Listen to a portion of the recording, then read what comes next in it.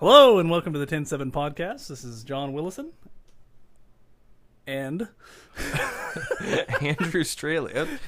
Man, I should have you do this more. Andrew Straley, EMTP. Hello. hello! Hello, children. What are you going to do? How art thou? When are you going to get a 401k? Your grandma and your grandpa can't help you anymore. I don't know Donuts, but I wish they would. You know what gets me moister than an oyster? Did you ever... Betty White's fist. Oh, I love Betty White. I hope she never dies. But she was most dirty when certainly she was will someday. younger, and she's dirty now that she's old. Yeah, I think she's always been this extreme. She was just on like national television on Golden Girls, and she wasn't allowed to be quite as dirty. Kind of like Full House. What's his name? Saget, Bob Saget. Bob Saget. Yeah, That is the dirtiest comedian I've ever heard, and I never heard him until after. I don't know, man. Full You know House. who's worse than him, and surprisingly to our generation, Gilbert Gottfried. I hate Gilbert Gottfried is filthy. I hate him. I was like, what? The voice of the freaking bird from Aladdin is filthy as hell. And Like, Affleck. I mean, yeah, Affleck. he had a comedic career, which, in my opinion, wasn't good because he was annoying as fuck. Yeah, I always kind of considered him like one step above Carrot Top. And then after that comedic career, he became bird voice. Yeah, I mean, that's it. it's really strange that happened. Mm-hmm. And he got You know, fired that's from actually Affleck. not his voice. Yeah, That's a no, he character. talks normally. That's why I think it's annoying as fuck because, Yeah. you know, like, why would you choose something that really just makes everybody go, Oh, God, right? yeah. Who's that other guy? He has long since faded into obscurity, but there's another comedian who's like, his voice was like, everything talks like this. Like, he was like really big in the 90s. Oh. I cannot think of his name. Oh, Bobcat Goldthwait. Oh, yeah. Remember Bobcat? hate him, I actually too. thought he was actually kind of funny. But it's the same deal. Like, it's just a character that he does that he just now has to do every time he's on screen. Like Larry the Cable Guy, Bob the Builder is what I almost called him. Richard the Towing Man? Yes, What? that's him. Mater the towing vehicle. That's actually a character that he does too. He's from like Jersey or New York. Have or you seen his something. old shit where he's like wearing a button-up shirt and a tie, and Yeah. he's just like, so, you Yeah, know what happened to me the other he'll day? like go into that character. Like he'll be like, yeah, and I talked to my friend. And he was like, "Meow, meow, meow, meow, meow, meow," and then he like goes back into his regular voice, and it's like, whoa. Well, my thing was like I knew that was an act from the first time I saw him because I You mean can just really tell. nobody else is gonna like wear the If you're not cutoffs and all from that shit. area, you Yeah. might believe it. All right. But like, the character he's doing is literally everyone I graduated with in high school. Yeah. Like, I know guys who do a much better Larry the Cable Guy than Larry the Cable Guy does, and they do it on accident. You know, Oh, they this, just are. I don't that. know how this just made me think of this, so I'm sorry. My The my way your ADD brain works is is just right now.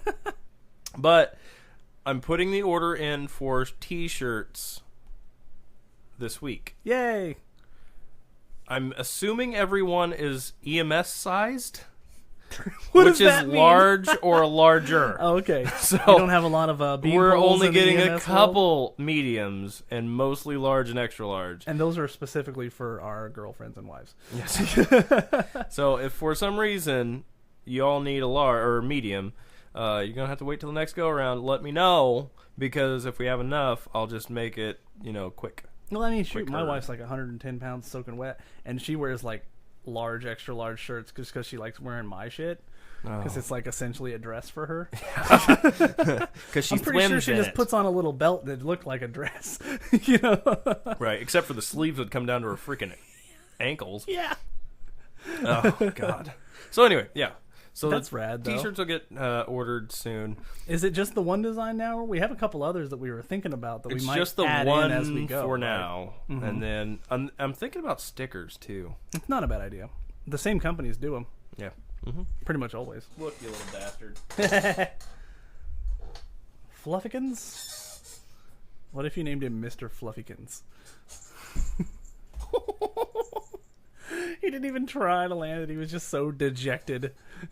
Like, damn it. Well, he was doing fine when he was laying down there, but now he's just like rubbing up against the mic. Rolling around like a weirdo. Cats love doing that. It's really strange. And in case you all didn't know, which you don't because we hadn't done one since, but my cat had worms, so oh yeah, now he was unwormed.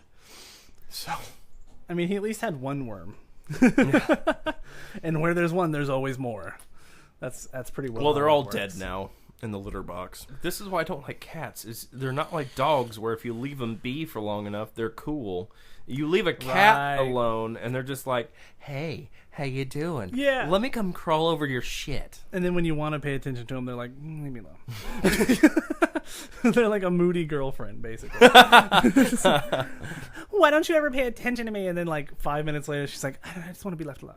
Oh, I saw the greatest. I guess it wasn't a meme, but it was a picture that somebody had posted of like heart rhythm issues. That was associating them to different types of girlfriends. Oh god, it was awesome. I'll put it on the Facebook page and I'll put it on the Twitter too, so that way everyone else can see it. That's grand. Yeah. So I just got off my 48-hour shift. I did 24 hours of overtime because. And you're now used to 24s, right? Like, I've been used to 24s for years. Yeah. But I, it's like working a double shift for you is a lot worse than most. Right. As many of our listeners know, we don't get paid a whole lot. So whenever you get a chance to get some overtime, so you can pay off some bills, you take it. Yeah, fucking take it. Right.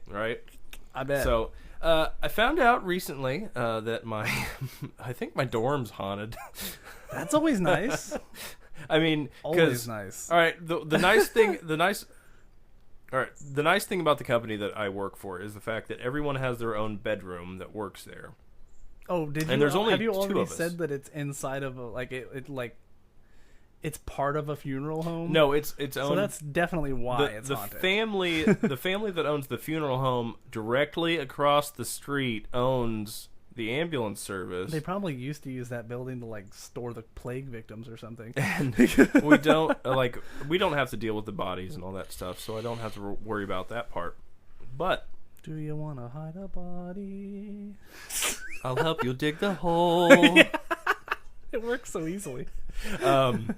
So I was laying in bed last week, I think, and it was like the day before we recorded the last episode, and like I had a conversation with John. We didn't put it in the episode, but yeah, I'm just laying in bed. I'm like working on some podcast stuff, watching some YouTube videos, whatever, and all of a sudden the closet door opened, and I'm just like yeah, I just look over. I'm like expecting somebody to come out, and I'm like, why do ghosts never haunt closets with doors that don't creak? It's always doors that creak. Maybe they do, and we just don't know it. Something about ghosts just sucks out all the WD-40 and grease from hinges. They want us to know they exist, so they make noise. He's got like 3 doors in the room, and he's like testing them while you're not there to see which one's the most creepy. Like, oh yeah, this is the one. Like, I'll be in this one. This is perfect. I'll do this one. So last night, I learned my lesson. I make sure that like there's a little hook latch at the top, so I just hook that latch so that way it doesn't open anymore. And wait. Isn't it a closet? Yeah. Why would you lock the closet from the outside? As if there was something that you needed to contain inside of it. Well, it's just a little hook thing that comes in. I mean, I'm saying the fact someone installed that might mean this has been a thing for a while. Somebody was like, "We're locking this bitch." Well, if there's a deadbolt tomorrow when you get there, like then you know you're in trouble. That's why I leave it open when I leave, so that way you can get out and then they can close it later. Maybe he'll go to someone else's room. Right. Well, so last night, kind of same situation. I was like backside of my 48, and I'm like, I just want to go lay down. I want to go work on a couple things, maybe take a nap. Almost sounded like a golfing term the way you said that. Backside of my 48. If you're doing 48 holes, whoa, that just went really creepy and sexual. Yeah. I often do the backside of 48 holes. So sometimes on the green, sometimes on the rough. Oh Lord, Lord of mercy, Lord of mercy. So yeah, I'm laying there, I'm just hanging out, and all of a sudden, the main door that I walk through, the one that goes through the hallway, just goes. It opens right up. I'm like, hello. I had that latched. I know I had that latched because I made sure I had that latched. Oh my god. So yeah, just got up and realized why there's a door chock in the inside. So I just put the door chock in there. All right, I feel like if he can handle a latch, he can handle a door chock, man. I'm just like, all right, buddy. You go back to the closet. Put it back in there. You know? It's fine because he's not even in the closet anymore. He's now under the bed. Actually, here's the creepy thing is, hasn't happened for the last like week or so, but the dreams thing yeah, you're talking about, dude. Yes. I was like I'd fall asleep and I'd be sleeping just fine, and then all of a sudden I'd wake up and I'd like to something hissing in my ear, and I'm like, ugh. Like yeah, like it was like a creepy. python or something, like hissing. Damn. So all I could think was I'm like, all right, well, just get out of my room and let me sleep, man. Like, go bother my partner or whatever. I don't care. Yeah, she won't mind. I started sleeping with an earbud in. I would. I super would. I was like, yeah, I'll just listen. I mean, as long as your alarm goes through it, it's all good. Yeah. Oh, have you ever had lucid dreams? No, but do you remember there was this chick that we used to like kind of sort of hang out with, and she was super weird. Flanagan had a huge crush on her at college, and she used to always talk about her lucid dreaming, and like she taught herself how to do it. So I was like, so what is it, like every night you basically just have like, she's like, basically the best video game you could possibly imagine happens in my head every night. She's like, I can't wait to go to sleep. I love it. It's like, that's awesome. That's I rad. want that. Yeah. Like, because she said like sometimes she'll be dreaming and like the dream will start to go bad, and since she's so used to it, she can just be like, all right, I'm just gonna go fly over here, and she'll just like fly through the air, or like.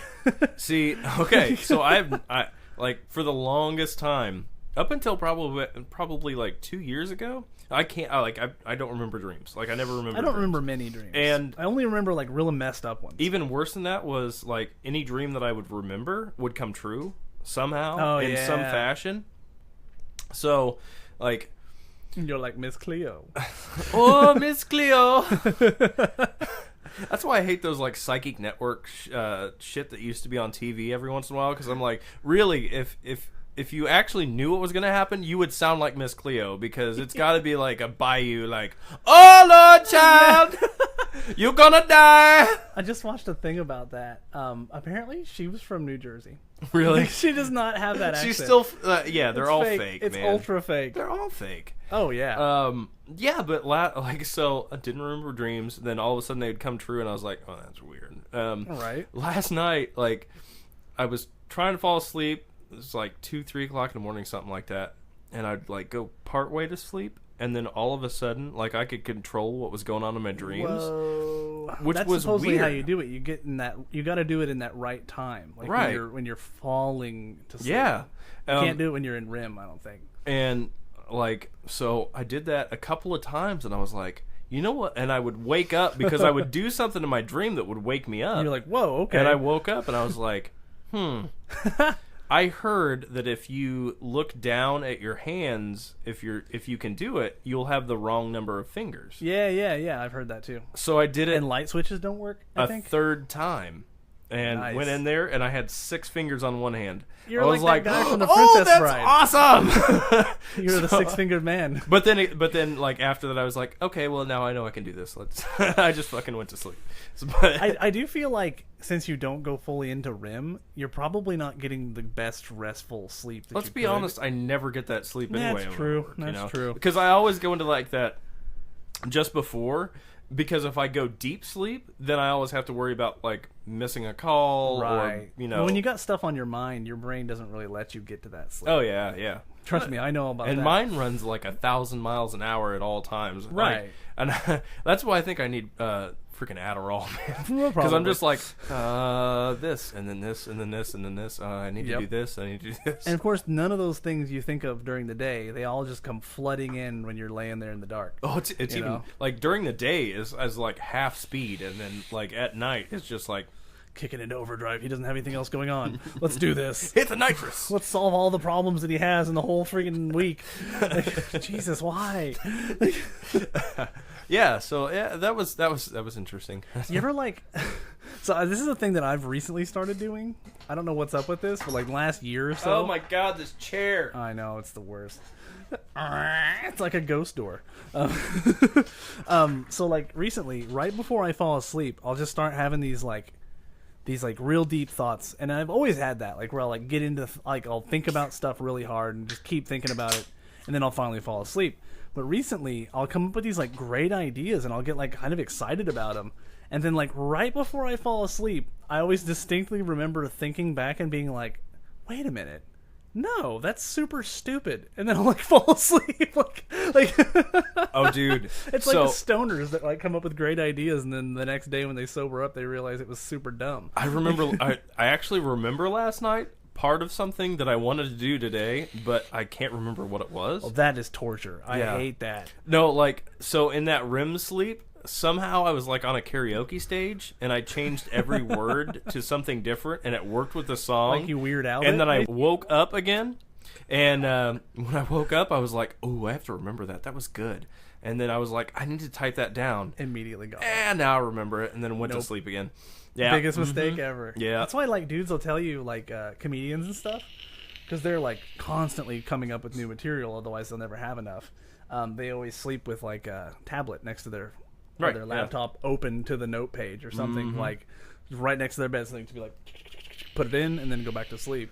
I used to do that when I was, high school and stuff. I've literally always meant to do it. I just never have. When I was like writing songs and music and stuff like that, I would always do it because I would come up with lyrics when I was asleep. Right. And then I would wake up and write those lyrics down. But you don't do music traditionally though. So how do you do that?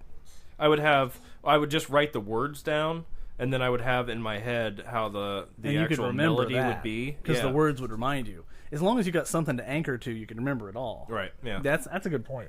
So you could probably, like, if you wake up and you have a great idea, just write down like a bit of it. Right. And then you'd be like, you could fill in the blank. Here's the problem though.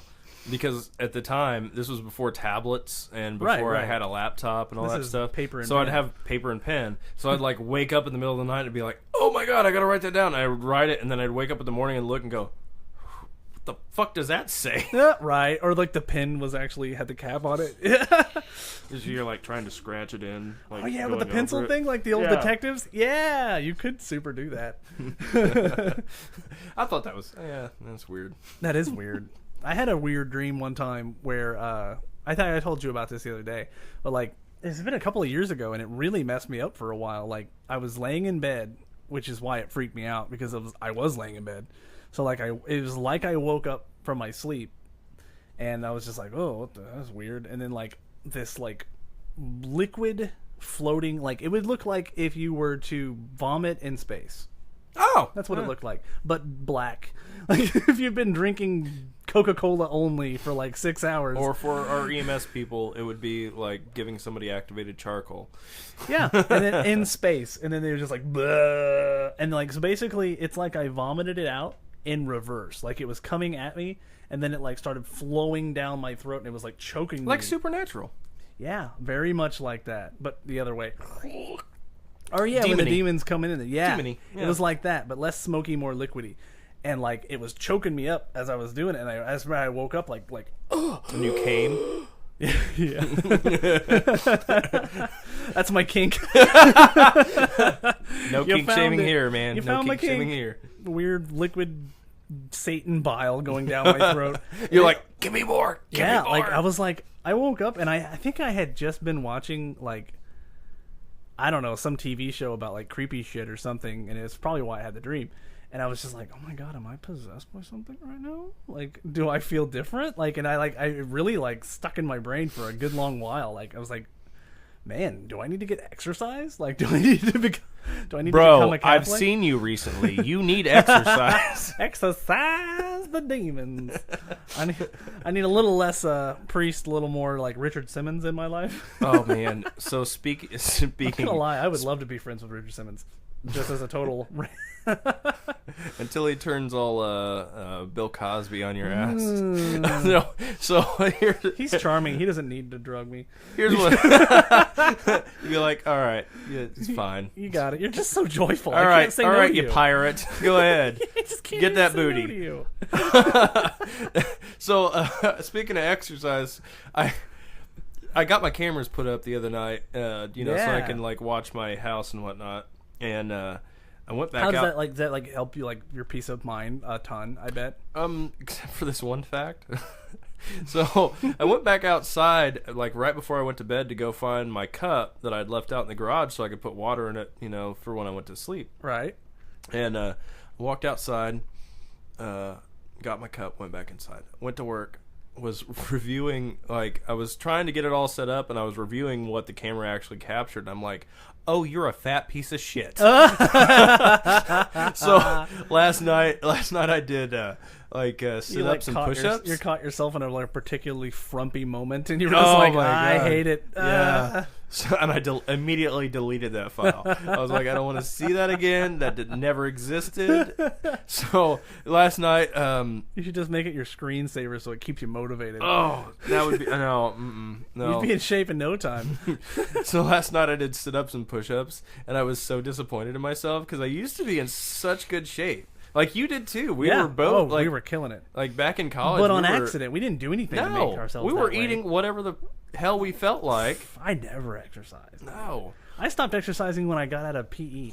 Like that's literally where I ended exercise, I was so disappointed in played myself. sports. I only did even though I lift fat people for a living, really, I only did 15 push-ups before I was like, no. I'm tired. And then I pushed myself to do 20 sit-ups or crunches, and I was like, oh my, no wonder my gut's so big right now. I can't even do, barely do 20. Do you do the ones where you cross them? Yeah. Those work. Those are my favorite. Oh, do you remember? Okay, so I don't know how this works. So when you're homeschooled like you were, did you have to do the stupid presidential challenge thing? Oh, I'm going to blow your mind. Okay, I can't remember most of high school. It doesn't come up in my adult life. Every year in PE class in public schools, I think like Bush originally started it, and then of course every president takes and then they say it's like the George Bush, the President Clinton, the Trump or whatever, Obama. Ebonics? I mixed Ebola. I thought it was Ebonics and but they basically like take credit for it, but it's like the presidential workout challenge or whatever, and you go to these separate stations. There's like 20 stations set up throughout the gym where you go and you it's like somewhat competitive, but you're really just competing against yourself to see like how many push-ups you can do, or like they'll have that pegboard thing where you like peg it up and you try to climb the pegs. Oh, you know what I'm talking about? Yeah. That's no, so hard, dude. I can get up, that. I cannot get down. Like usually that was about where my stamina ended. You're like, yeah, I'm done. And you start swinging from one side. They always had us do this stupid thing where you put your legs in a V, like out in a V, and then see how far you could reach, and they would have lines that would mark. I could never do any of it. Like something about my knees, because they were always like, put your knees on the ground, and I'm like, I can't. My like legs if I bend don't forward, bend my that knees way. just automatically bend. Like they're just like, nope. So that pegboard thing, by the end, did you start looking like a Garfield car thing that it came off on one suction cup, and you're just like, yeah, I hated Mondays for sure. No, I never had to do that. Like oh God, it was fun. I did a lot of like manual labor though for that. Well, yeah. That. I mean, honestly, like do you have to get certain credits? Yeah. So you had to get PE credits. So your dad would just be like, "Hey, you see those hay bales out in the field?" Oh, even better than that was for like from 11 until probably 16. I worked for a farmer during the summertime, and like I would just like chuck bales. Oh, I did that one year. Yeah, I did that one year, and I did it for like 3 weeks, and he was a huge douche. Like, so I didn't want to do it anymore. But the work itself was grueling, though. Like it is. Whew. Well, I was the guy with the hook that had to like hook him and bring him up into the thing. We would swap. That gets you, man. Whew. Like, yeah, he put me on that nonstop. Boy, he was a jerk. We did.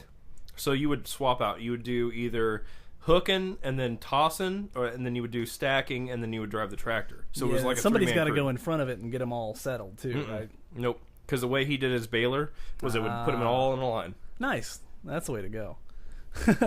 Hell so yeah, man. That was fun, man. What was your best summer job? That certainly wasn't it. Man, I actually missed that because that was actually like getting paid to work out.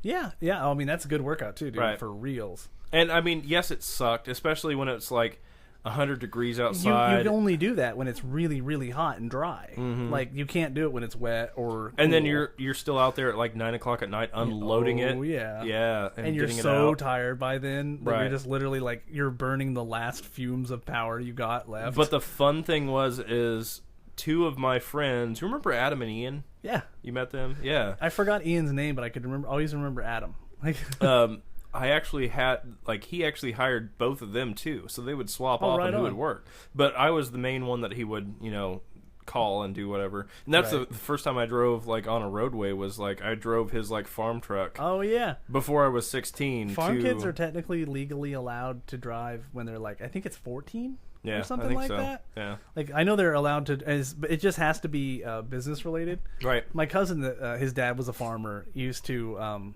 his dad would send him out, like, to the store for stuff. What he would do is he would just take a few, like, bags of seed, throw it in the back of the truck so he could, like, plausibly deny that he was doing some farm-related thing. Right.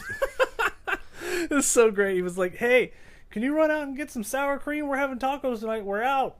He's like, yeah. Where's the seed bags? And he's like, oh, they're in the garage. Throw a couple in, you're set.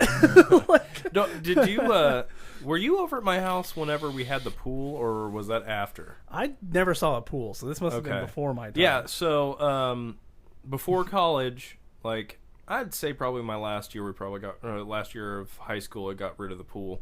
But we'd get done baling hay.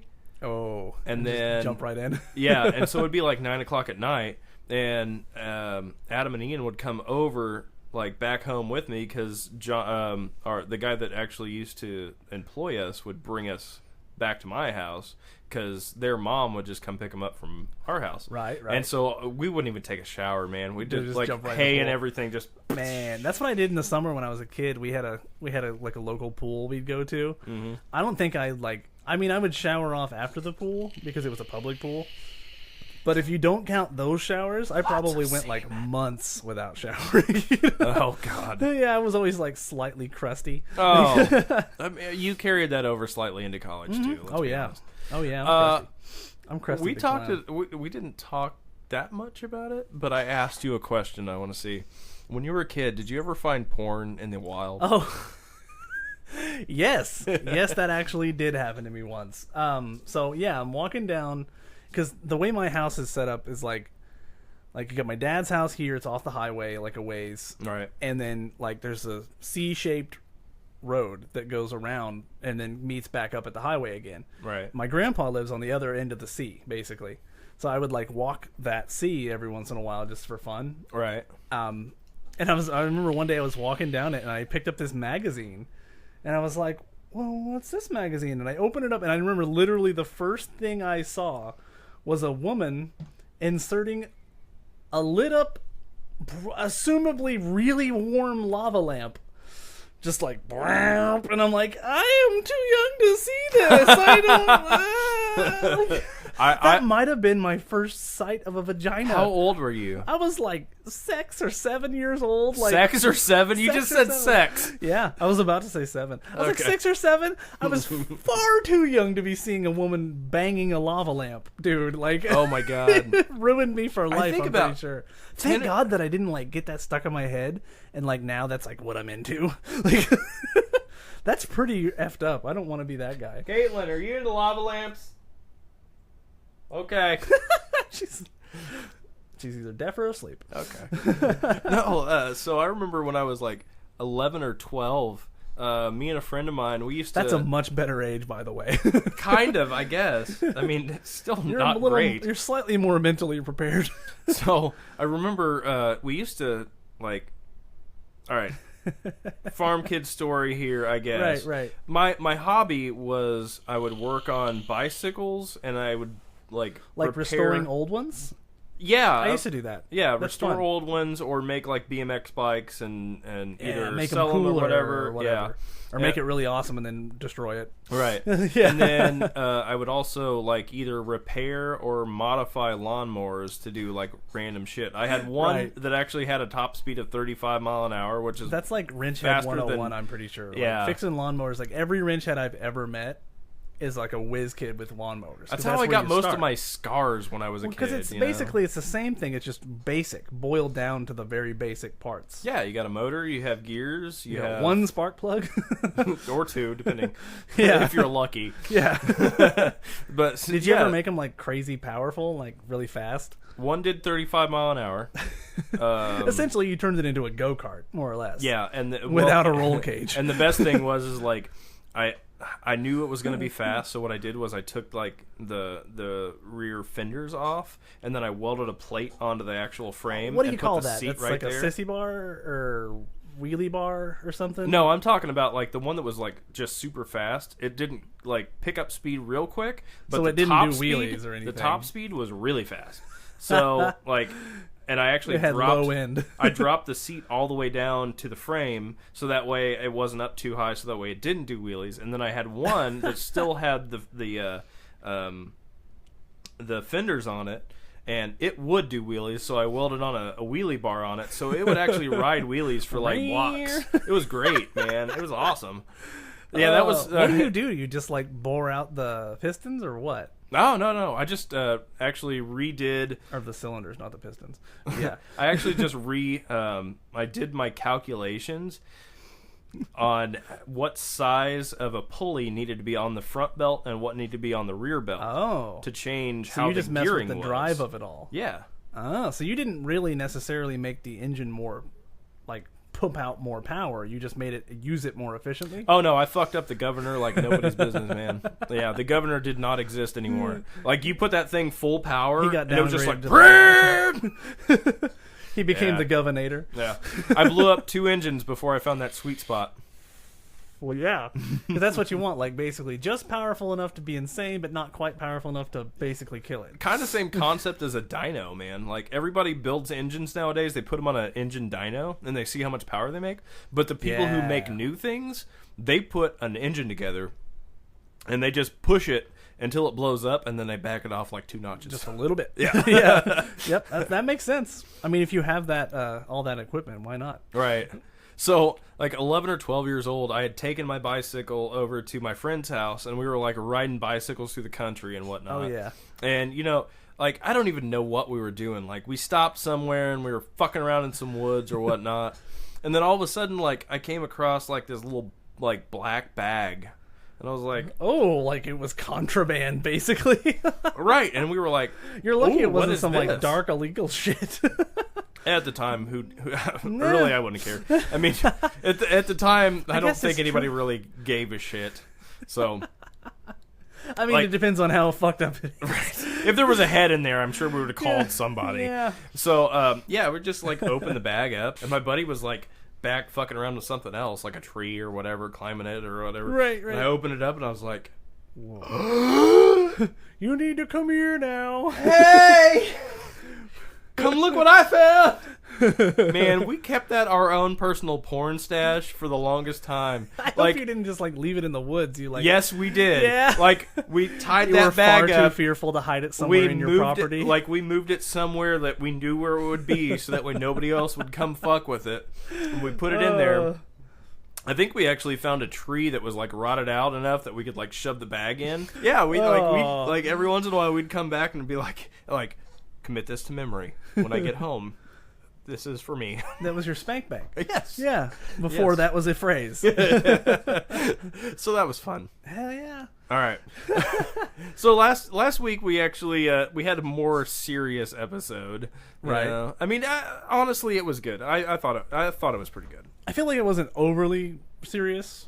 Well, it was more serious than most. My thing is you know what? Every once in a while, you got to get things off your chest. Mm-hmm. And you know, this time it's just get your shit off your chest for the public, I suppose. Yeah. Well, I'm a firm believer in like the best place to like give yourself that self therapy if you're gonna do it. Right. Is like in the middle of just like a comedy sandwich. Yeah. Because that's a good place to be at when you're dealing with crap. Is like you're in a good mood. You're willing to joke about it. You can laugh about it. It's not like you're gonna get down in the dumps. You're already in a pretty like laughy, jokey mood to begin with. Right, yeah. Well, and see, this was my issue is like That's why I much prefer to talk to like friends about shit than I do about like to like a therapist. definitely yes. I mean, I talked last week. Yes, I did go see a therapist. No, they are and professionals. It When helped. it comes right down to it, It helped they know a how lot. to deal with that stuff better than anybody. Well, and like I said last week, I mean, it helps to put a name on something, and then Oh, you totes. talk about the stuff that you're going through with your friends, so that way they're like, okay, well, yeah, I understand, you know, Right. whatever, you know, but Well, everybody's a therapist a little bit. They all exactly, know that stuff. yeah, but we heard back from Code Green campaign actually, That's super cool. yeah, and they're actually going to give us a listen, and they're going to like plug us on their site and stuff like that. So hopefully Do we'll you get to choose which one they listen to? No, I mean I just gave them everything. I'm like, Like, go ahead and listen check it to out. everything. Yeah. But the thing is like, I'm really glad that they got back with us, because my main goal with doing some sort of a cover song with you is that way we can do like a full, awareness message ish. Oh, okay. Yeah. For some reason, I thought you were gonna say like a full album, and I was like, "Oh God, like that's a lot of songs. I don't even know if I can think of enough songs." Well, I Do a mean, we cover do album? have a That would MIDI be thing fun. now. I got my MIDI keyboard, Dude, so oh we my could. God, for you know. real. So I'm gonna tell you at first, when you were talking about getting one of those, in the idea of the podcast, I was thinking of like '90s radio, like Sunday, Sunday, Sunday. I just, for some reason, I thought you were like, every joke you were gonna be like, or something like You pay adding for the in, whole like, sheet. corny ass sound effects throughout, like, and I was like, oh God, no, I gotta talk him out of this. Oh God. No, like I just like the more music stuff that I have in here makes me a little bit more happy. You know what I mean? Oh yeah.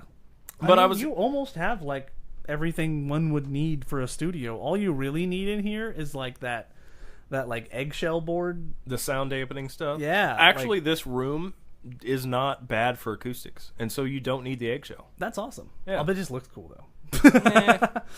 Then I'd fuck up my walls. Your cat would absolutely climb it. Right. Well, what I was gonna say is, I mean, it's probably, I'd say, for the last 2 weeks. I mean, you know, for some reason, and I don't even know why, I've been down in the dumps and like, you know, just kind of Sometimes you just get that way. deprecating, whatever. And I think it probably has to do with like bills and life hell and all yeah. that shit. So doing a few hours of overtime, probably more than I should have. Right. It's like, okay, well, yes, I'm tired, but yeah, I feel a little bit better. Whatever.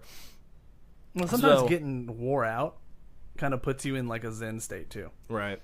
And I hope That's why people work out when they're depressed. I actually had somebody let me know recently that they heard last week's episode about all that, and they Yeah. were like, I'm glad that you actually did that, because, and I actually had 2 people get a hold of me recently about that episode, and they're like, I'm glad you did that, because it kind of brings humanity to the situation instead of For sure. instead of it just being something that most people don't want to talk about because it makes them feel It's weak uncomfortable and all that stuff. or- Yeah. yeah. So I mean, And it's certainly not something that people that like outside of it want to talk about, because it's like it feels like it's not your right to talk about it. right. Like, so you're not going to hear about it on the news or blah blah blah. You know, like it has to be You'll from someone only who's hear about it experienced in a bad light. Yeah. In that sense. or in an incorrect light or something. You know? Right. Yeah. And so here's my thing: is I want this to be funny, but if we can help people along the way, Yeah, why not? hell yeah. Right? So this week's episode is kind of a twofold, I suppose, maybe-ish. We are coming on, or it has actually passed, but as recording this, we are coming on Right. the 17th anniversary of 9/11. God, that's so weird. It doesn't feel like 17 years ago. Do you remember where you were on 9/11? I do, actually. I was in science class, and they just they didn't tell us anything. We had heard that something happened. Right. Because this is pre Facebook, Twitter feeds, and you didn't get that instant information. You had MySpace if you were lucky. I don't think I even had MySpace yet by that time in my life. We were all screwing around on AOL, Instant Messenger. I still had to wait for my computer to dial in. Oh yeah. It was the worst. Yeah. But we were sitting in science class, and we were getting class started. We hadn't even really started, you get in there and it like takes a while for the teacher to mull around and get his stuff ready. Oh, yeah. Everybody's talking, and then like without any real announcement or anything, they just wheeled a TV in. They stuck it on like MSNBC or whatever news station was covering it, and we literally just watched the news Every news all station day. was covering it. Yeah. Yeah, we just watched the news all day, and we're just kind of like, what? In fact, there wasn't another channel but news. Right. Yeah, everything was a news station that day. Yeah. Like, it was really weird. Like, everything just stopped, basically. And then I like went home, and Dad was like, did you hear what happened? And I was like, yeah, that's all I've heard all day long. And he was like, it's pretty crazy. Like, I'm trying to think about how old I was. I was in high school, so I was certainly old enough to like understand what was happening. But it was like, it occurred to me like, wow, like this is the first time something like this big has ever happened in our country. Right. Like, I remember the Oklahoma City bombing. Right. And I remember Columbine. I remember Columbine happening. Right. Those are the two things that I can think of that were around the same big dealness. Like, it was that big of a deal. Like, except for like they everybody didn't have the talked about staying power. Yeah, that's the thing. You know what I mean? Well, because they were something that happened from one person.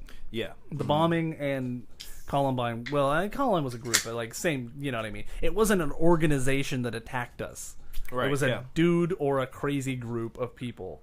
Like, everything that big and that like show stopping had been like, oh yeah, but this guy's just nuts, and he's dead already. And that was the big thing about 9/11 for me anyway. It wasn't like, because Columbine happened, that kid died, I think. Yes. Oklahoma City bombing, they caught him pretty quickly. Timothy McVeigh. Yeah, that's his name. I couldn't think of it. All I could think of was the Unabomber, which is actually a different thing. Yeah. Mm-hmm. I remember that happening too, and he got busted too. But it wasn't really a terrorist act. It was mostly just random killings. Yeah. Well, I mean, I think he would consider himself a terrorist because I think he like had like a thing that he was trying to like do. Yeah. Mm-hmm. But like, yeah. But like, I was like, oh, this is the first time it's ever been like not a guy we can just go get. This is a group of people. A large group of people. Yeah, whereas like at the we time can't we just didn't go know get 'em. who it was. Right. I remember there was a lot of that going around. Yeah. Like, who is it? Is it the Russians, or is it the this or the that, or these guys, those guys? Like, is it Saddam Hussein's people? Is it like, because I remember that was like the big villain before this happened, and people were talking about like Al Qaeda a lot. The word Al Qaeda was like used a million times more after that. Yeah. Mm-hmm. They existed long before that, as far as I know, but I didn't know the hell they were. Right. But I knew who Saddam Hussein was because video games and everything, like, right. Movies, all the movies had like Saddam in it. Like, you remember oh my gosh, Hot Shots? Yeah. Saddam Hussein in that movie is hilarious. But yeah, it was just really weird. It was like, oh, we can't just solve this. There's no closure to this. Right, yeah. Like, well, and we still technically haven't. Like, people are saying like the son of Saddam Hussein, not Saddam Hussein. God, what's his name? The guy, like the perpetrator boss guy. I can't think of his name. Yeah, they got him in a cave. Yeah, his son. I'm gonna remember his name as soon as you hit freaking done. Pause. Yeah. But yeah, whatever his name is, his son, like, I guess, could possibly become like the new leader. Blah blah blah. Like, it's crazy, man.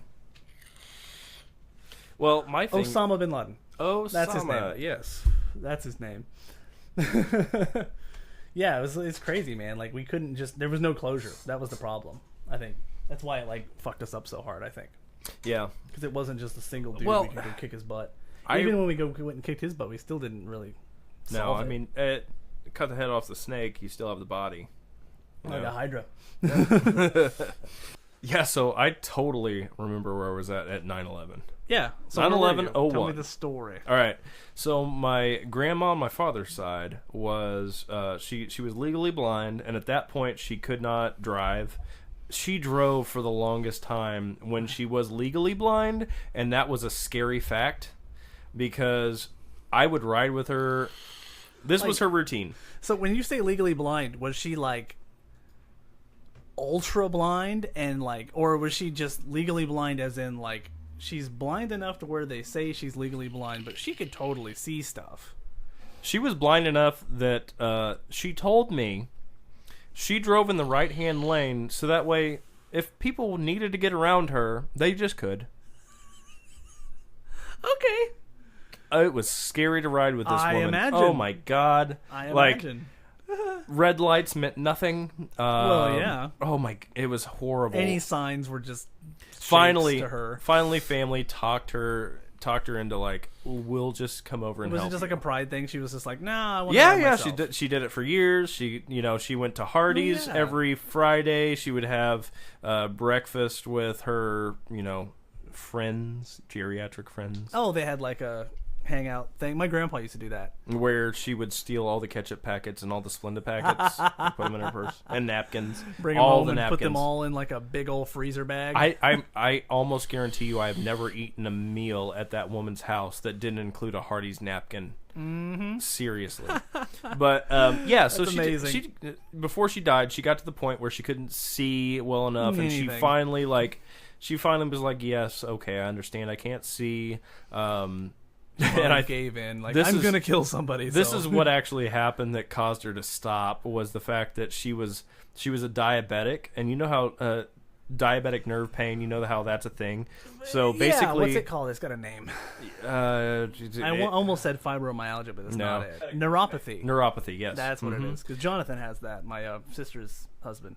So what happened is she had neuropathy real bad, and she was burning leaves in her backyard. Well, she didn't know how close she was to the burn pile, and she was standing in it, and she burnt her foot to the point where she had to go to the burn center like every week. Oh yeah. But her routine was on Fridays she would go for breakfast, and then she would go to the beauty shop and get her hair cut, and then she would go to Kroger and get her stuff. So basically, like just full on routine, like a religion, basically at that point. They get that age. So Friday came about, and me and my mother used to go pick her up, and we'd take her to do all that stuff. Right, so she could keep her routine, but not have to drive to do it. So we went to go do that, and literally walked into her house. And walked upstairs, and she goes, "Did you just see what just happened?" And we're like, "No, how did you?" And not to be jokey, but yeah, she was like, apparently a plane just flew into the World Trade Center. And people thought it was an accident at first. I do remember that. Now I remember that, yeah. So I remember on both TVs, she had a larger TV upstairs because she couldn't see very well, so she had a large TV. And she had this old... black and it was probably one of the first color televisions that still had the pull on and off. No, it was one of the ones like first little standalone with the pull on and off, and you had to like click it to get the channel and everything. Yeah, yeah. So I was downstairs sitting in actually the exact same chair you're sitting in right now. Oh wow! Yeah, that green chair was sitting in front of that TV. Why is this chair so acoustic? It's like a bongo drum. It's a drum. It's all right. So, yeah, I was sitting in that chair, right there in my grandma's house, and I changed the channel to that any news channel that was on, and I watched the whole thing happen. And I remember watching the aftermath of the first, and then I remember watching the second one go in. Yeah, that was a weird thing, because it was like, oh, this shitty thing just happened. Like, everybody was freaking out, and they were like, it's happening again! Like, yeah. And here comes in a little bit, not really a conspiracy, but there's actually a picture of a guy that was trying to kill his wife because he found out she was cheating on him, and he was a pilot, and he had a prop plane, like a larger prop plane. Yeah, and he flew like a crop duster. No, like a larger, like a dual prop. Right? Yeah. Okay. Like a people mover. Yeah. Like he flew it into his house. Biplane. Damn. And the house is still standing. So. That is interesting. So anyway, yeah, and after that, actually that's probably one of the big turning points that I didn't realize at the time is why I wanted to be a firefighter after college and all that stuff. Right. Because it was one of those things where... I remember, when I was a kid growing up, fireman has always been, one of those typically heroic-seeming jobs. like if you want to go save lives, you want to be like a fireman because like. But that's just like, but it was always like kind of abstract. Yeah. And then after that, it was very real. But then why it was a heroic job. There was also that point like where you would think of everyone that did emergency services besides police were firemen. Yeah, there's that too. For sure. And that was a thing that, That's why I always felt bad for ambulance workers, like, in general, because it's just firemen get all the limelight in a way. Yeah, exactly. Especially after this. Right. Well, and that was the thing is, there was actually 343 firemen that were killed during 9/11 at the towers. And they only count 8 paramedics that were killed in 9/11. But what's that all about? Well, I've seen a few different things, and I don't know how true they are. I don't know if the ambulances were... This is 2 different theories that I've heard. Right. That the 8 were actually a part of FDNY, so they only counted 8. Oh, yeah. Okay. But there's I feel also... like even that would be a low number, though. Don't you? Like, there's there must also have been a lot of local paramedics all over the place. Well, and that was one of the theories is the 8 were only FDNY, and that the private companies, they didn't count them because that would fall under work comp. So some of those numbers might actually be paramedics. Like the some of the 343. Well, I mean, I'm sure some of them were, but I'm thinking the ones that they counted as paramedics were actually strictly working at FDNY as paramedics. That makes more sense. And I did a Google search on them, and they did count a couple of private ones, but they were also employed by NYPD. And all those numbers probably also don't count people who died after the fact.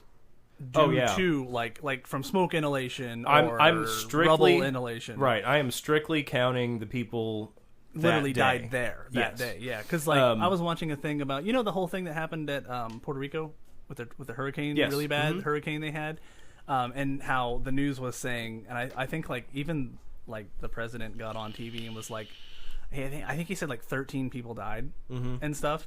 And then I was watching or listening to NPR the other night, and there's a guy there who his thing is like, he's like, dude, it's 3,000. Right. 3,000 people have died. Like, and he's like, that number is killing us because people are hearing that number and they're like, oh, it's fine. But if people knew 3,000, they would maybe send help and donate and stuff like that. I knew that it was more than just 13, or at least more than 13 were injured mortally. Because for months and months and months, there was a saline shortage in the United States. Does a lot of our saline come from there? No, it's because all of it was going there. Oh, I see. Yeah, because it was all going towards rescue efforts and all that stuff. But my thing is I think, and I'm not sure because there's no real record of it, but I think really they only counted 8 as full-time FDNY medics. I think there were more than that actually, perished during 9/11. Well, how many like volunteer guys? How many like first responder volunteer type dudes? No, like private ambulance services. They kept their own records, of course. Right. Yeah. But they don't necessarily let them out. I wonder if anyone has ever actually went in and tried to get like a real actual count like that is including people that died after the fact because of complications due to this and like stuff and like actually that. they every year FDNY actually takes account of people that have died from lung cancer or some sort of cancer or something related to 9/11, and they do a memorial and they actually add them to the wall of all the names of the 343. As they should. That's for sure. So I mean that's cool. But and also there were according to what I've read, there were 60 police officers, both Port Authority and NYPD, that died that day too. So this is going to be my outlook on the whole thing. Is I've worked at places, worked in cities, worked in towns that want to differentiate between police, fire, EMS. Mm-hmm. We're all on the same team, no matter what. So and that's the thing that I want to get at is there were people that died that day that shouldn't have died, and none of this should have happened anyway. Right. So everyone should be working on the same team. I don't know why some people want to... And it was that way for a bit, wasn't it? Like, there was a bit of camaraderie that came after it that was Right. like everybody's... It's like when something really bad happens like that, it does tend to bring people together. Right. But it only lasts so long. And we might be getting on the point where now it's back to the way it was. But then there was that, dissension afterwards.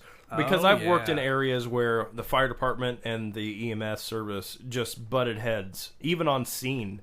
Like, the fire not department good. thought you should do this. And Well, I can see I'm the like, police being like that way too. Like, people are getting in, stepping on each other's toes and Right. getting in each other's well, way. and I mean, you can look up videos in the last probably three years, really, of medics getting thrown up against an ambulance by a police officer Jeez. because the ambulance didn't pull over for the police car that was going the opposite direction. Oh, wow. Even though they were transporting somebody to the hospital, you can see.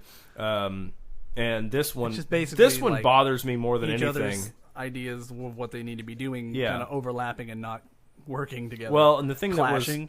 that was the big thing about the state trooper that threw the medic up against the ambulance was that even though they were transporting somebody to the hospital, the state trooper said that the ambulance should pull over for an emergency vehicle. Right. You're both emergency vehicles. Don't be Yeah. that dickhead. Yeah, don't be that Seriously. guy. What makes your emergency more important than his emergency? Right. And the other one was, I think it was Louisiana. I can't really remember. I've watched these videos over and over again just because it's like, how does this even happen? Right, yeah.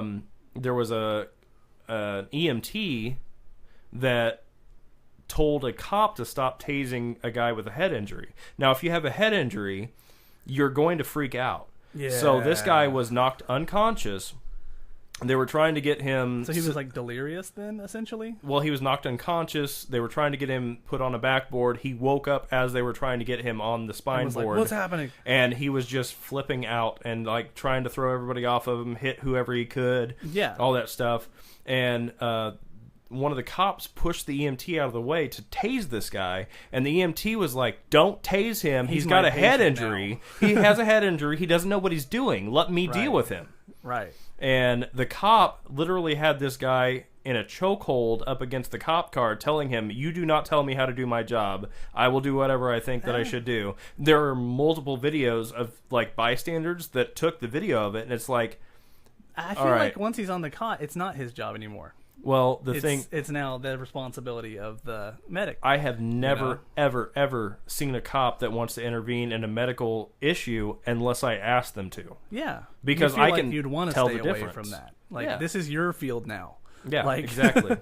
Up until the point where he goes into your care, it's all him. And I'm sure you'd be the same way. You'd like defer to whatever he wants to do in that situation. I mean, if it's a then violent it becomes a medical person, issue, then then yes, it's- go then ahead. it's your job. But if there's something I can do that it seems like it might be medical, or I'm told something it might be medical, then no, you defer to me. Yeah. Because That I make that becomes decision. If you want me to take him to the hospital, if you're not taking him yourself, Right. you defer to me. Yeah. If you want to take him, peace be with thee. Right. I guess it's just those times where it gets a little hazy whose jurisdiction, I guess, it would fall Honestly, under, though, if you have somebody that's unconscious when you get there and then they wake up afterwards, automatically medical. defers to medical. Yeah. Automatically. And there probably are, like, it probably is written down somewhere, like, this is, because everything has to be written down. As far as like, medical does, I don't know if PD Yeah. follows that too. Right.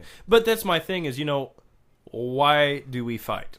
Why do we have this? Why do we have these issues? Right. Honestly, Just have a little respect for each other. For exactly. fuck's sakes. We're all on the same team. We all want the same ending to the situation. We all go home at the end of the day.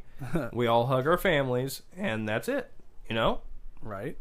Yeah. Just No matter get what- along with each other. Make each what- other's jobs easier. No matter what kind of bad day you might be having, Right. just have mutual respect. Go home to your family, because in the end, that's what you want. Right. Now, too do many- you see that fire to medic, like medic to police? Like, because they kind of overlap a little better, don't they? Medic to police do because, well, at least in my experience, Yeah. that video without standing is that if I say to a cop, "Hey, look, this is what I'm going to do," like, you're in my ball court now. You gotta have to follow my lead. Right. I mean, if the dude pulled a gun or something, I'm sure he'd take over. But I mean, it's different. Right. Yeah. If your life was in danger, which I mean, I gotta think like that policeman was probably just uninformed upon what was going on. He probably thought he was saving that guy. There was actually a video. Like the video actually shows him there from the start. That's what gets it. See, if he had just showed up on scene, was like, "What's happening? I'll save you," then I can kind of understand it. It's just that, he didn't know what was going on. It's a mistake. Right. This guy might have been like pissed and had a vendetta for all we know. Exactly. Yeah. But or at least it looks that way, and that's really all that matters. Right. Mm-hmm. When it comes right down to it. And that was my big thing. One of the older services where, firemen and medics were fighting all the time about, who's going to make that decision, blah, blah. But that's the thing is you get that ego in there because you have certain people that have that hero complex where they feel like they've just got to be in it all the time. Dude, back up a little bit. Let some other people, have an input on this. That is an unfortunate thing because, like, the exact same, like, mental profile that makes a good, like, EMS person is the same exact mental profile that could easily fall into that. Like, there's so much overlap there. Like, if you're the kind of guy that's gonna do well in that situation, you are probably also the kind of guy that would have to. That could possibly be like an asshole like that. Right. Like it's just the same kind of person. It really comes down to, number one, how humble are you willing to be? Yeah. Because I'm one of those people, and the ones that I'm talking about are people that they got their license, they didn't want to continue with training, like they didn't want to move outside of just having a license and didn't want to get more they were just happy involved. Where they were, kind of. Yeah. So they had their license, but they've had their license for years, but there's certain people who've taken more training on electively that maybe know more than you do. Right. Be humble enough to take some criticism from people, or not really even criticism, take some suggestions, advice, all that. Well, sure. And put it into perspective and get yourself in a place where you're like, okay, well... It kind of goes back to that whole thing we were talking about the other day about how, like, it is a very, like, seniority world. Yeah. Like, seniority is everything. But sometimes a younger dude might know some things you don't. So, like, be willing to, entertain the possibility that you might not know everything. That's what makes that's what makes a good medic, good fireman. That just makes a good person, honestly, too. Right. That goes everywhere. Yeah, but I mean, if we're narrowing it down into this little pocket we've built here, that's what makes a good medic fireman is the fact that even if you've been around a while, listen to people who are around you unless they're just complete jackasses. Right. Right? It must be hard to balance and walk that line between confidence and overconfidence, though. Because you do want to be confident in your abilities. We talked about that last week, too. I mean, answering that question from our listener that was, asking what you would, give to a new EMT Because it's super important to be confident that you know what you're doing is right, but it's also like, don't be so confident that you're unwilling to hear it if it's wrong. Exactly. Mm-hmm. That's got to be a tricky line to walk, I'm sure. All right, yeah. And that's another thing I'm gonna talk about, bad attitudes that piss me off. Right. I mean, really, like the bad attitudes, like where they come from. Well, and it can come from partners, and it can come from patients too. Oh, for sure. Because I've had partners before that they're fresh out of the academy, fresh out of class, and like they don't even have a dust speck on their license yet. Right. And they're like trying to boss you around, going, "No, this is what we got to do because this is what I learned in class." Blah blah blah blah blah blah blah blah blah. And I'm like, hey. You're armed with all this knowledge that you just got, and you think you're fucking champion. And trust me, I've gotten beaten down by the same spiel I give a lot of people, and I was a little upset. You were that guy too, a little bit too. Yeah, So the understanding is that's good though, because you're not going to be like, listen here, stupid. Like you understand where they're coming from, so you're not like completely unsympathetic to what they're doing. And here's the other look, man, I've been you. Here's the other bad habit that some people get into is the older medic will tell the younger EMT or medic on scene that they're wrong. Wait till the call's over. Right. Let them do what they want to do. Yeah. It's no skin off your as nose. long as it's not dangerous. Yeah, exactly. You know. As long as it's not going to kill them. Sure. If you want to start an IV on the guy that has been coughing for 3 days, be my guest. Yeah. Whatever. I don't care. Right. Because it's not going to hurt them. Right. It's not going to do anything. I mean... You step in when it's dangerous, but otherwise just let them make their mistakes. Unless they're giving the wrong drug at the wrong time. Yeah. It doesn't it's really... gonna cause an issue. Right, yeah. And even then, there's good ways and bad ways to go about that. I mean, you can walk up to someone and go, hey, hey man, I think instead of this, you should give this. Don't just be like, hey, what are you doing, stupid? Right, you know? yeah. Mm-hmm. Another thing... Well, you see that in every workplace, though. Like, older people, like... Sometimes you get like an older guy that gets hired, and he's new, but because he's older than everybody, you'll see it. You'll see it with age, and you'll see it with sex. Like, because we have like where I work, we have a lot of ladies in charge. Yeah. Who doesn't? Eunuchs, that's who. Oh, okay. Like you see, we have a lot of ladies in charge, and he like might have like a lot of problem listening to younger people. You have a lot of ladies involved, and he. Oh, like the older man. Oh, okay, all right. He would have like a lot of issues with like hearing criticisms and things like that from women and younger people.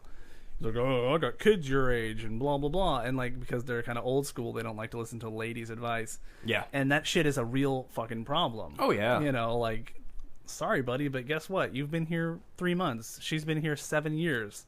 You're gonna have to shut up and listen. Mm-hmm. Like you're gonna have to put your pride in the back seat for a minute. I've seen this, I've seen this a lot, and you know what? This is my outtake on it or outlook on it is because I've moved from one place where I was at for 6 years, moved to a new place.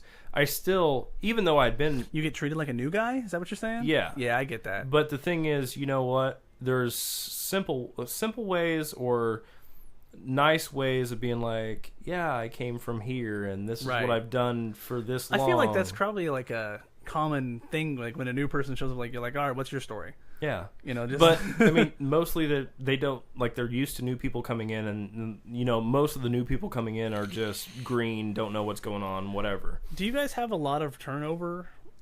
Like, in your experience, is there like a lot of people that get in there and they're like, oh, this is not for me, or do you that kind of get weeded out before they get put in? If you can't make it through class, they're going to get weeded out. I mean, beforehand. So they kind of do weed out a little bit. Yeah, but that's good because you don't want a lot of people like halfway through something being like, I can't do this, I'm going home. There are quite a few people that I have seen that make it through, and I don't they just know maybe how. Like think they're going to be like, I'm going to get over this. Either that or they're book smart and they can pass everything. Well, sure. But getting their brain to their hands or just doesn't happen. Or just they thought they could handle things they couldn't mentally and be like, I can't deal with this. Like, yeah.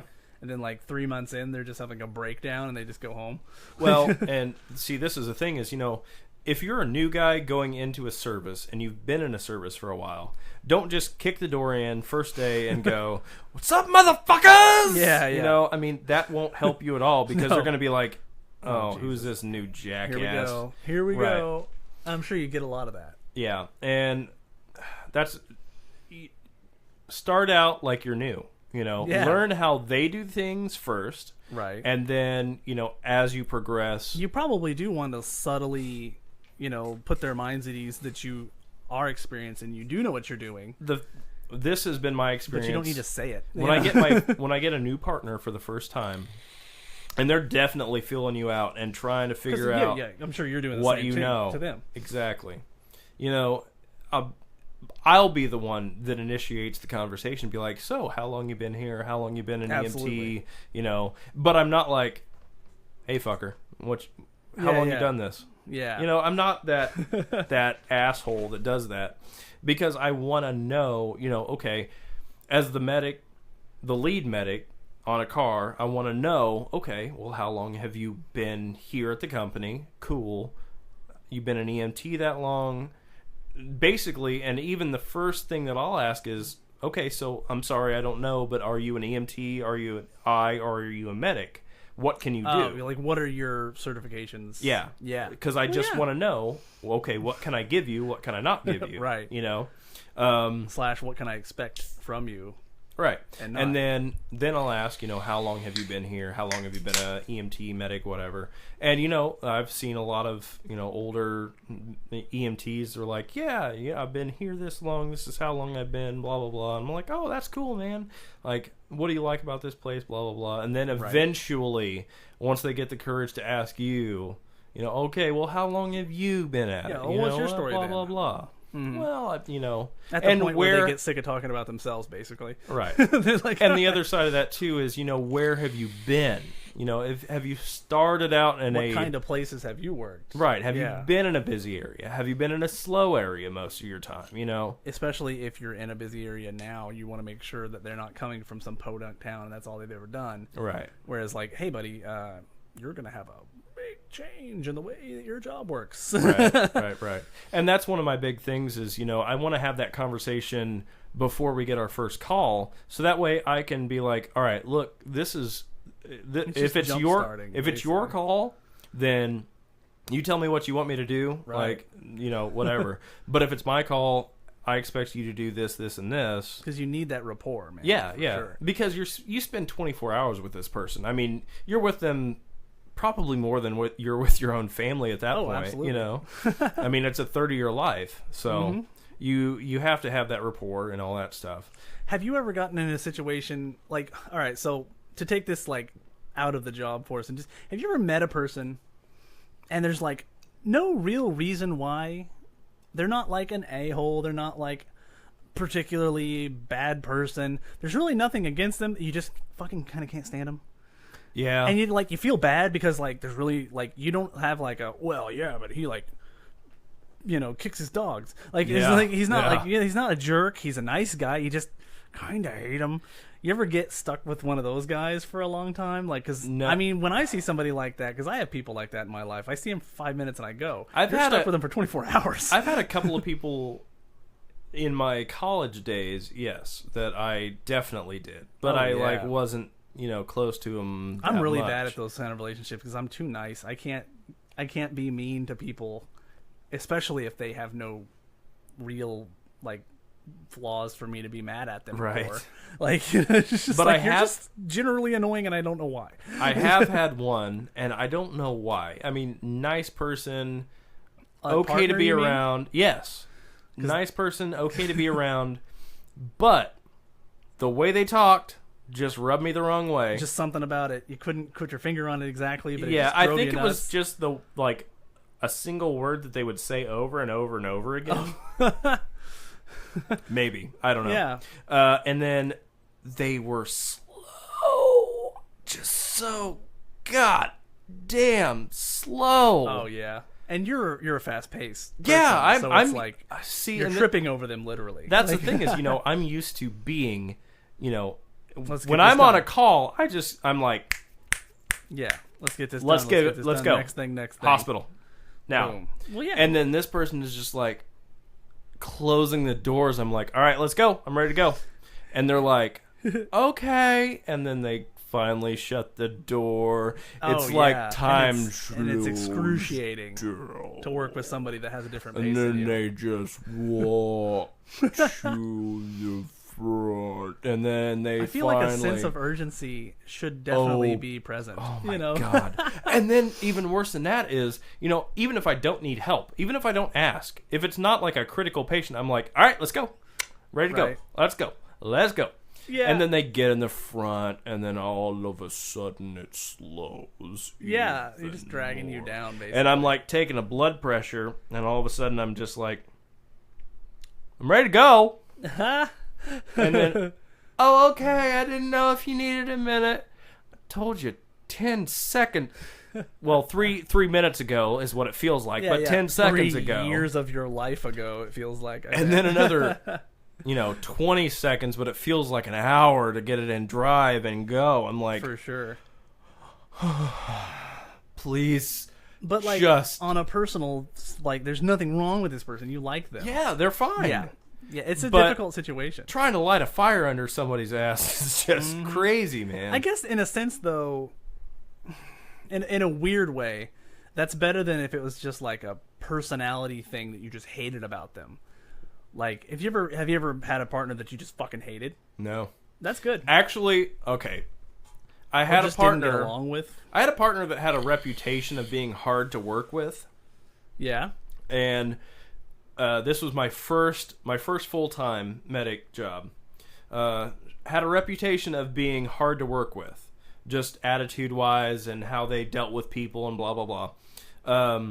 So I went into it when I got transferred, because they went on seniority. They would do bidding for posts and all that stuff. Right. I was left, because I was the new guy. I was left at that post. Right, the one nobody else wanted, Right. basically. Yeah. So Low man on became the this totem person's pole. partner, and I went into it going, "Oh my god, Because I you've don't heard know things. and Yeah, I'm everything. like, what is gonna happen? Am I just gonna hate my life? Blah Right. blah blah." Because that's a long time to be with somebody you I don't actually- get along with. I think probably second or third episode I talked about this person, maybe. So, but this Oh, yeah. might be the same story. I'm sorry if it is. But yeah, so started out with them, and I was kind of doing my thing, like, hey, how Right. you doing? I know you're another medic, but how long you been? Was Whatever. he just like shutting you down at first? It kind of short, whatever. Not and I was really like, responding. I was like, hey, so what do you expect me to do if you're in charge on the call? Oh yeah, okay. So I can, I'm trying to get into this person enough that maybe I can make a good partnership happen. Right. Because you don't necessarily have to be friends to be partners. And this person was like, yeah, if I'm in charge, this is what I want you to do, blah, blah, blah, blah, blah. And I was like, cool, all right, that's pretty much what I want, want to happen too. Yeah. I'm like, I'm cool with it, and I'm like, all right, so if I get into a full arrest situation, or you get into a full arrest situation, what do you want me to do? Do you want me to do IVs and drugs? Do you want me to do intubation? What do you want? And this person asked me, so, well, what do you feel like you're strongest with? I'm like, man, I got intubations like all day, every day. And she's like, this person's like, all right, well, I like doing ET tubes, but I want to be in control of the drugs and when they go in, so this will work. I was like, Right on. Cool. If you ever want to change for any reason, let me know. Sure. But the other side of that too It's just was good communication, man. For sure. yeah, and that's the thing is, I think she was a subject to poor communication from old partners as well. Oh, I'm sure. Well, generally, that's honestly, and this is a very general statement, so take it with a grain of salt. Right. But like most times, whenever there's like workplace issues, it's almost always communication. Yeah. Oh, totally. Yeah. It's almost always that. And if it isn't because by it, it could be solved by it. Well, and You here's know. the thing is, what? We worked well together for, a few months.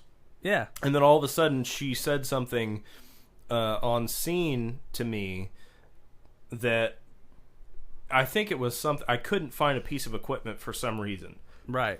Like, it wasn't in the normal spot. Maybe it had been used earlier in the day and I didn't know where it was Put then. back in the wrong place or something. Yeah, and I was like, I can't find it. We got to the hospital, dropped the patient off, and she just, like, kind of went off on me for a second and, like, why didn't you know where this was? Blah, blah, blah, Right. blah, blah. And I'm like, look, if we want this to work, you need to work with me. I need to work with you. I couldn't find it. If you knew where it was, you should have told me. Right. And I just kind of went off and I lit a cigarette and I walked away for a second. Right. I walked back. I was like, all right, look, I like having you as a partner. You're a good medic. You do your job. You do what you need to do. And I hope I do the same. I didn't know where it was. I looked for it. I couldn't find it. We didn't have the time to screw around. Right. She's like, you are absolutely right. I'm so sorry. Nice. And that's exactly how it should go. That and is after that, textbook perfect. Conflict negotiation. and You we just- were we were perfect partners for 2 years after that. Sometimes people that are difficult just kind of need something like that to happen. Right. I've had coworkers like that are typically difficult people, and you just kind of like once you kind of stand up and beat your chest a little bit, and they're like, oh, all right. Well, and see, that's the thing is, I'm usually pretty easygoing. My outlook You don't want to start shit with these my people. outlook on calls is normally just like, as I've said before, be the calm. So I walk in, I'm be the calm, whatever. You don't want to come dragging your other crap into it. Exactly. At all. Well, be the calm means you don't want to upset somebody who's sick because that makes them worse, and then you have to do more and blah blah blah. So that's always been my thing. So when it comes to that conflict negotiation, where I'm like, look, all right, here's the deal. And, get all up in, full stop, we're going to end this now. This is a conversation we're going to have, and this is going to be very serious. And I may raise my voice, you may raise your voice, but at the end of it, it's done. Yeah. I think that's the best. And it kind of you don't have time for a drawn-out 3-month bullshit session. Right, and it brings a little bit of closure because, they realize that you can become something that you're not normally, and, they're like, it helps. Yeah. As long as they get a chance to do their part, too. Like, as long as you be like, all right, and what's your deal? Mm-hmm. Like, yell at me now. Right, exactly. Whoever yells first, let the other one yell too. Yeah. Right? Yeah. Because you don't want to be one-sided. All right, so this has been the 16th? 16th episode? Crazy. Oh, my God. We can drive now. Yay! This is 4 months almost.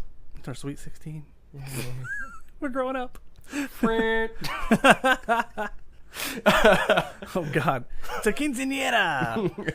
All right, so I'm glad you guys have hung on this long. I got a little bit discouraged last week because apparently Podbean has stopped showing how many streams we get, and so it threw off our numbers hard. It dropped to 0 3 days in a row. It would go up to 1 and then drop back down. I was like, there is no way last week pissed that many people off. Or something. Last I looked, they didn't. I don't know, man. So weird. Yeah, so if you guys like what we're doing and want to support us, go to patreon.com/offduty. Give us a few bucks, whatever you want to give us. We do have some exclusive content. We got a couple of videos coming. One is going to be for everyone, and one will be strictly for Patreon members. The patrons. The patrons. Is that what you call them, I suppose? I think so. We should come up with our own name. We'll think on it. Badass motherfuckers. The Bamfs. The host site's going to be offduty.podbean.com. That's got all of our episodes. You can also find us on iTunes, Google Play, Stitcher, and probably about 7 other podcast sites, really. Well, anywhere you find your podcast. And you can go on Alexa now and ask for us. Just go, weird. Alexa, 10-7 off duty. And it'll bring us up. It's pretty cool. The most recent episode. Right. It's nice. We still want questions. If you have any questions for us. Yeah, that was killer last week, man. Yeah, I'm glad we finally got a question. It's good content, too. I want more questions. It gave us so much more than we thought. Well, my thing is, if it has to do with EMS or it has to do with, anything that you guys can think of, me and John, in our ADD brains, can come up with way more than you want to hear. Yeah, bro. Yeah. Oh, and also, since we do have those brains, sometimes we seem like we're gonna talk about something for a minute, and then we turn into something else. Right. So if you ever want to hear more about something, a question is a great way to get that out of us as well. Mm-hmm. So 107offduty@gmail.com. Send us questions, bro. Seriously. Yay. Also, Facebook, Twitter. 10-7 off duty. I mean, it's super easy to leave a Facebook comment with a question too. So just do that. You can or even a PM with it. Same yeah, deal. my direct message goes straight to me all the time. I think I get them too. Yes, you should. Please subscribe, comment. Wherever you get this podcast, and it will help us too. Yes, because we want to get more people listening. So share us with your friends. Thank you. Later. Bye.